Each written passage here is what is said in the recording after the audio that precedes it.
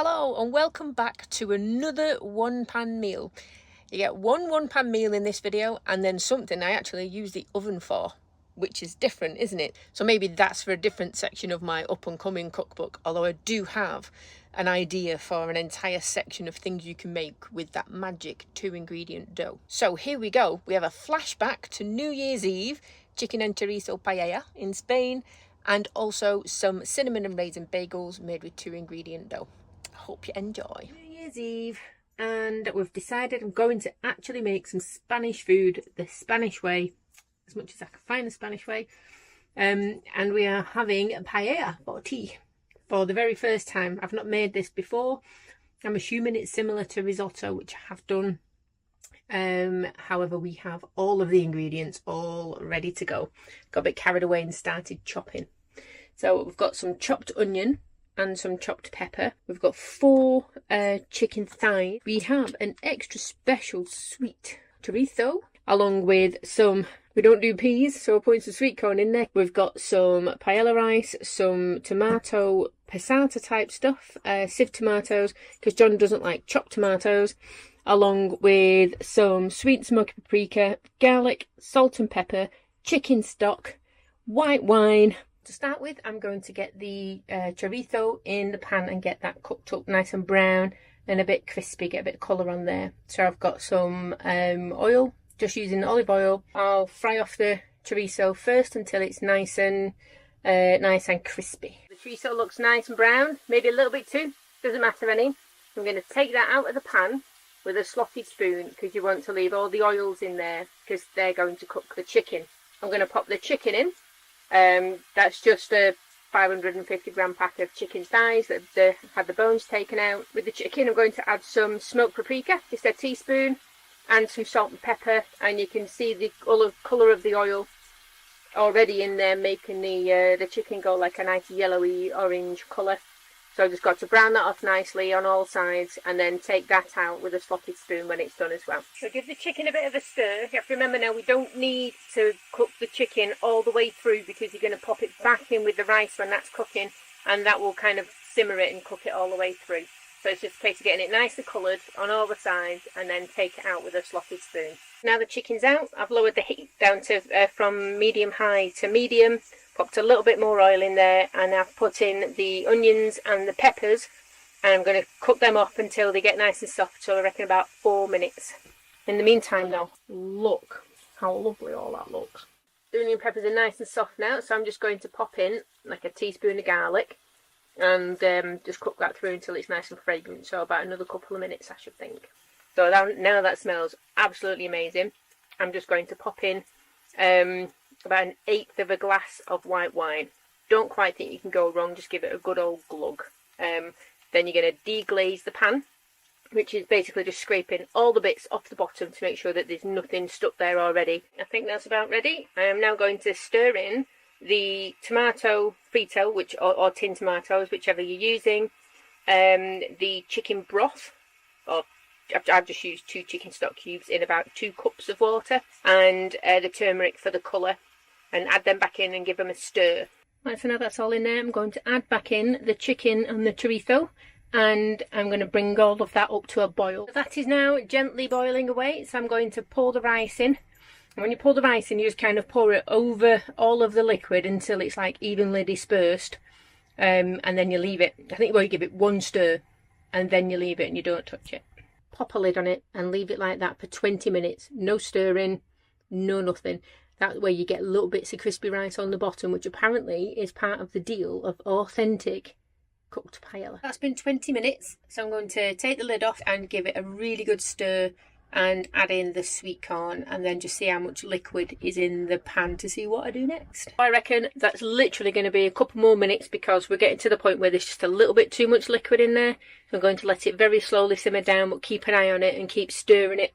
And yeah, I think 5 more minutes max. But I'm really enjoying getting back to cooking again, and Christmas cooking is all about what you cook with, isn't it? Can't have them in the van for too long because I'll ruin my New Year's resolutions to not eat entire tubs of celebrations to myself. So who agrees with me on this one? It's chocolate tapas, because sometimes you're like, you know what? I want a Snickers. Other chocolates are available. And but you don't want a whole Snickers. So this is just a nice amount of Snickers. But in the same amount of chocolate that you'd eat in a Snickers, a whole Snickers, you can get a little Snickers, a little Twix, a little Mars bar, Bounty.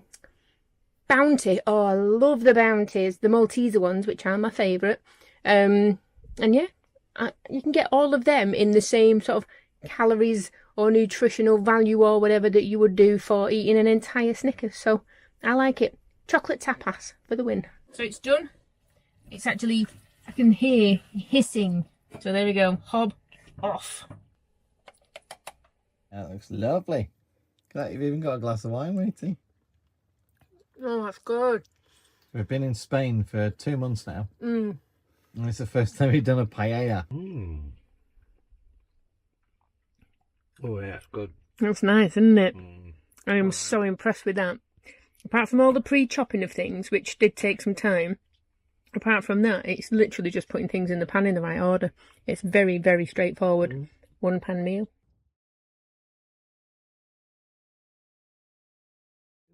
I think I'm going to surprise John with something because we've run out of bread. We've been out of bread. We've got wraps and I've got some part-baked baguettes, but I've got plans for them, so I can't do much with them. I just fancy something toasty. So I'm going to ramp up my 2-ingredient dough thing. And it's not mine. It's not mine. Obviously, it's things stolen off the internet. Stolen, I tell you. But I like to call it mine because I use it all the time and it's wonderful. So I'm going to use the 2-ingredient dough thing. I'm going to make us some cinnamon and raisin bagels. And I'm going to toast them and I'm going to put some lovely Spanish butter on. And that's going to be us for our breakfast. I'm going to put in a touch of vanilla essence. And I'm going to put in, obviously, cinnamon. And soaked sultanas because I haven't got raisins, but don't tell John that because he'll just think it tastes the same anyway, so that's fine. So that's going to be our cinnamon and raisin bagels. I'm still working my way through the Spanish Greek yogurt. Thankfully that's still got till the 21st on. Long live long life food. Hey. So I'm just going to do the flour equivalent of 2 of these tubs, so each one of these is 125 grams. So I'm going to do 250 grams of flour, so it matches. I'm using all-purpose flour plus a bit of bicarbonate of soda for the rise, but you can use self-raising flour. It's just that mine's buried right in the back of the cupboard and I'm well lazy. 250 grams of flour in the bowl. Don't even measure cinnamon. Just cinnamon just goes in. A little bit of vanilla. The vanilla, Madagascan vanilla stuff, I literally put maybe 5 or 6 drops in there, so there's not a lot. Sugar, the bicarbonate of soda, pre-soaked sultanas so they're nice and juicy. Spanish Greek yogurt. And literally mix it all up. It comes up into a dough really, really quickly. So you just kind of mix it up with a fork to save your hands from getting really messy, into a ball. And then once you've got the ball of dough, you just need to give it a good knead. Not as much as you would do with bread, it's just that it goes less sticky and more elastic. Now I've made it into a ball of quite elasticy dough, which I'm very impressed with so far. I'm going to cut it into 4 pieces. This will do us 4 bagels. We're going to eat them all at the same time because we are fat buggers. And then I'm going to roll each one out into a sausage and then turn it into a circle and pinch the ends together to make your standard bagel shape. So I've just done a little bit of an egg wash on the top of the bagels. That will make them nice and shiny, and it'll stop them rising too much because you don't want them to rise too much because you'll get that lovely chewy doughy texture that you get in a bagel. Now when I was in the house, what I would have done instead is I would have put a massive pan of water on the boil, like my big stock pot, with some bicarbonate of soda in and floated them in there. So you drop them in the pan, let them have a bit of a soak. They kind of start floating to the top. As soon as they float to the top, you pick them out again, probably no more than 30 seconds, and put them on some kitchen towel to drain off. That kind of gives them the rise, so the warm water makes them rise a little bit, and then the bicarb stops them from rising anymore. So it's a great way to do it, to get that lovely chewy doughy texture that you need at the bottom. I've made these before and I've made them vegan. It's so easy to do it in a vegan manner. Literally, you just swap out the Greek yogurt for the vegan Greek style yogurt. It works brilliantly in this 2-ingredient dough. It's like there's no difference at all, apart from maybe you need to put in a little bit of extra flour because it tends to be a bit more runny than the standard Greek yogurt. And of course, you wouldn't do the egg wash, you just do the bicarb dip. And that means that you'd make them completely vegan. We've done the pretzels that way before, and they are so tasty. I'm going to pop my oven on and let that heat up a little bit, and it won't take too long because it's the size of a postage stamp. I'm going to put them in for about 10 minutes, I think, to start off with. I really don't know what to do with the oven. I have tried doing these in a frying pan before, and they tend to overcook on the outside before they cook properly on the inside. So I'd love to do it as a frying pan meal. Maybe I'll try and make some smaller ones at another time and see if I can get away with that. Well, let's have a check on these things. Ooh. Look at them. So they're lovely looking. A little bit charred. I mean, that's that silly oven of mine. So they are cooked nicely. Browned on the bottom. I just have to let them cool just for a little bit, because you know it's slicing hot bread's quite difficult. So I'm going to let them cool for a bit, and then I'm going to slice them in half, and then I'll have to do half at a time and then just grill the insides. Oh, there's a little hole. A little hole, so I've made... It's a bagel muffin. Some of these haven't quite so much, but it'll do. It'll do. So we need to let them rest now, and then we can toast them in a bit and then put butter on. No, they're just going to go... I'm going to put those straight in and toast them in a second. Because if I do it while they're still warm, because they're lovely and crispy on the outside. So I don't need to re-toast the outside then. We just need to toast the bit where we put in luscious, what was it, Spanish butter? Spanish mantequilla. Ooh.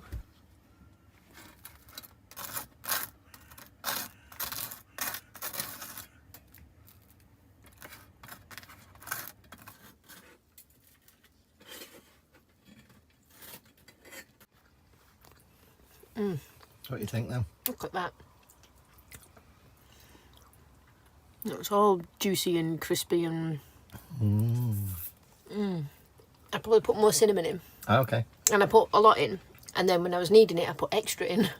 So even more then? So I put even more cinnamon in. There we go, folks. Follow the instructions again and put more cinnamon in. More cinnamon. Cool. But these are brilliant. Well, what did you think? So that chicken and chorizo paella is really, really easy to vegify if you want to just put the Tesco do really, really nice chorizo style sausages and all the what the cluck chicken pieces and stuff. That really does work well in there. I have done it both ways, but that has made me hungry again. It's been so long since I've just done a big pan of stodgy food. And with it getting colder, I think I could probably do with that too. And the bagels, I'm going to try them in the air fryer because they were amazing. I mean, if you think you've put enough cinnamon in, put a bit more. That's all I can say. If it burns your eyeballs a little bit, that's enough.